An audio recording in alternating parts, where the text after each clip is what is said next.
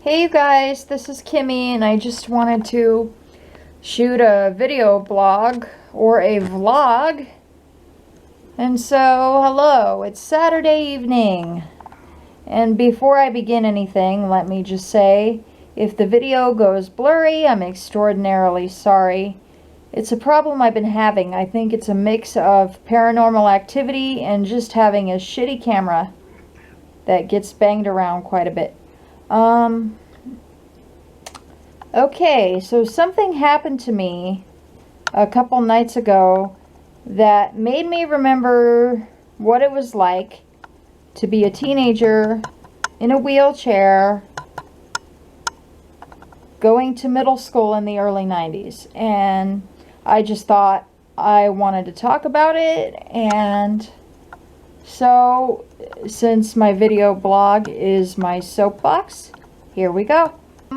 As you guys know, or most of you that are my friends, which that's pretty much who's watching my videos at this point, I'm not exactly a popular YouTuber. I can talk, I can do it. But yeah, so anybody who knows me knows I've been out of the dating scene for well over a decade. I've seen guys here and there, but I haven't been seriously involved for a long time. One of the reasons is that I was engaged in my early 20s, and he was just a rebound guy. He was horrible, and I'll flat out admit it. I slept with him, and it was a horrific mistake. I wish I could make it go away, but I can't. Another reason is that now I'm well aware of what I want and need and deserve, and quite frankly, I just haven't found it.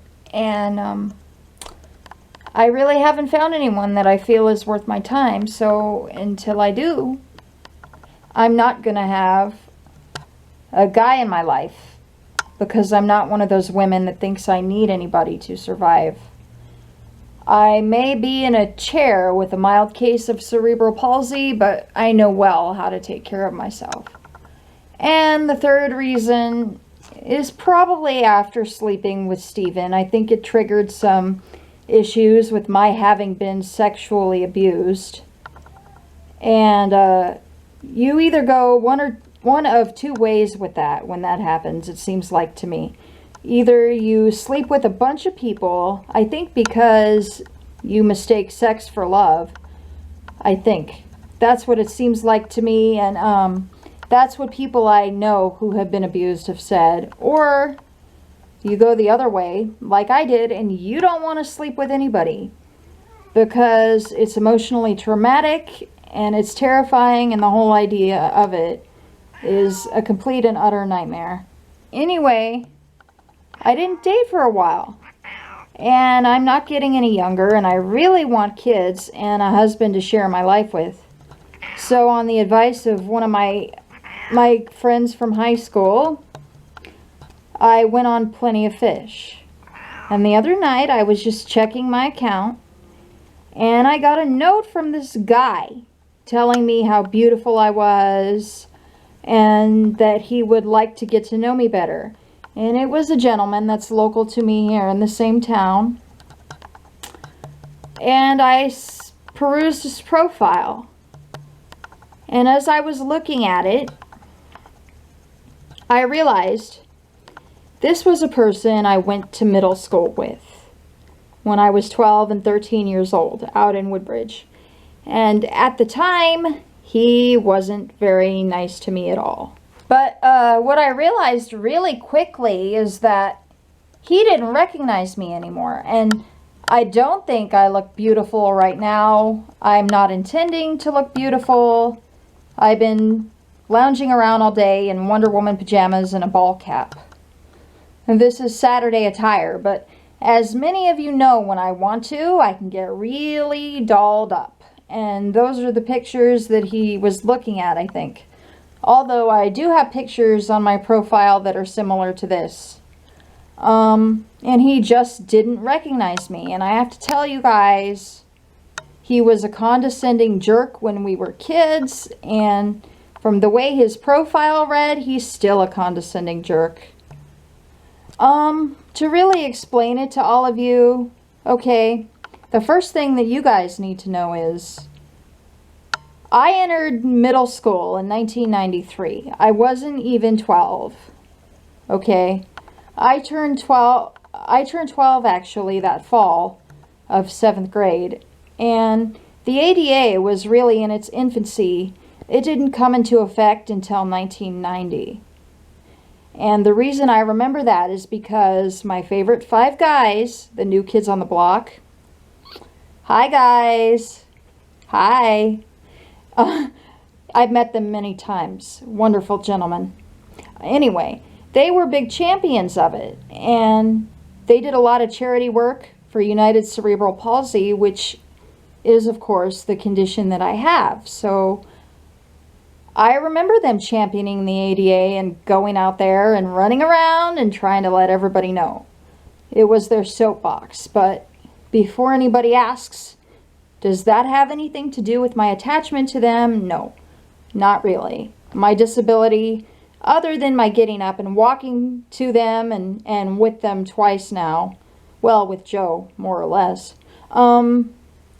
that's really the only thing that has related to my disability as far as they're concerned. Anyway, so what you guys have to understand is kids weren't used to me. I had kids in my life at home that were walkies, that knew me, okay, but they were already my friends. They had grown up around me. They're still my friends. Some of them you might see me talking with. Friends knew me at home. Going into school was completely different, especially middle school. And I wouldn't say that I was outright bullied, but kids just weren't nice. They weren't nice a lot of the time. Not that I didn't run into a few that were, but a lot of them were just condescending jerks because they didn't know what to do. And when I was 12 and 13 years old, I was well over 200 pounds. I had a lot of stuff going on at home, besides the issue with Jackie, my rapist, which I will always be probably in some sort of continuous recovery from. I had other issues going on at home. There was a lot of fighting and chaos, and I love my mother, but the relationship, as much as I try to get along with her, it always had a mommy dearest quality. And when I was a teenager, that was the worst time of it. And so I kept everybody at arm's length that I knew at school. So unless we got really super close, nobody knew the real me. I was quiet. I wasn't shy. But what I'm saying is, I didn't really make an effort to know anybody at that age. It wasn't at the top of my agenda. I just, I didn't want them to know everything about me. And I was a very strange little girl. I was always very mature for my age. I think it had a lot to do maybe with what I was going through, but I was smart enough to know that as much as they were mostly my school friends, they weren't my real friends. And 5 or 10 years down the road, I knew that they weren't going to be there, and it didn't matter. So I made no effort, really. And so that's who this person was that was writing to me a couple nights ago, trying to flirt with me. He didn't recognize me anymore. And so as soon as I remembered who he was and it dawned on me, I just sat there for like 5 minutes straight and laughed my ass off. And then I wrote back to him and told him who I was. And he was so totally embarrassed, and I said, boy, this is awfully funny to me because that little girl has been gone for years. You must be so embarrassed. And he didn't even bother to write back. So I know he was embarrassed. But anyway, what I'm getting at is you are not what people perceive of you. The thing is, though, when you're that age, it doesn't matter who you are. Because to everyone else around you, that's all you are. You're just their perception of you. And what I think everybody pretty much saw from me at that age, probably until, maybe the middle of my junior year of high school at Bear Creek, out in Stockton, is just this fat little introvert that was maybe a little bit bitter. And so, no, I didn't make a whole hell of a lot of an effort. And so he was coming on to me, and it was just kind of a surreal experience. Even as a kid, I wasn't interested in him at all. He wasn't my type. Anyway, you know, this guy looks like a tall, red-haired version of Ian Ziering from 90210. You know, Steve. And, yeah, that's an analogy like 3 people are going to get. Ian Ziering, look it up. Anyway, so this dude is not my type. My type is like the typical 80s clean-cut guy. You know, I have a big fat crush on Michael J. Fox and Joe McIntyre, of course. Of course. And you know, Andrew McCarthy and Christopher Reeve when he was young, especially. Guys like that. That's what I like.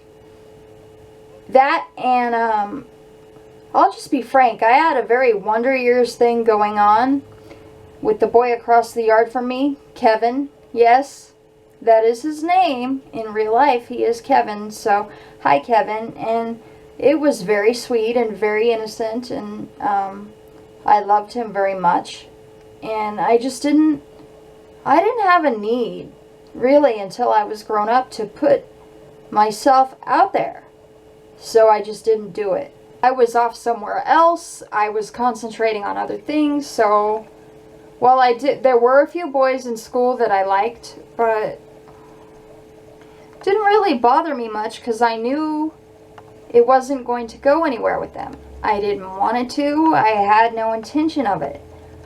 I had all that stuff going on, like I said, and I had Kevin back home. And, you know, it's just hard being a kid and having a disability and going to school. I wouldn't say again that I was outright bullied, but kids weren't ready for it. Nowadays, it's a little bit easier, but when I was growing up, no. And I'm getting back into dating now after 10 years or so. And ironically, I'm using Plenty of Fish because I feel like I have more control over it, on the advice of my high school friend, Diana. So, Diana, if you're out there, no real bites yet. And especially not that guy. And, you know, that's pretty much it. There were things that happened in school while I was growing up with teachers inside the special education system. And those are the people that work with children with special needs. But that's another vlog. And the guy just didn't recognize me. And it reminded me of what it was like to sort of not fit in and not to want to fit in and kind of be an outcast. And it's just something that I wanted to talk about real quick. And there you go.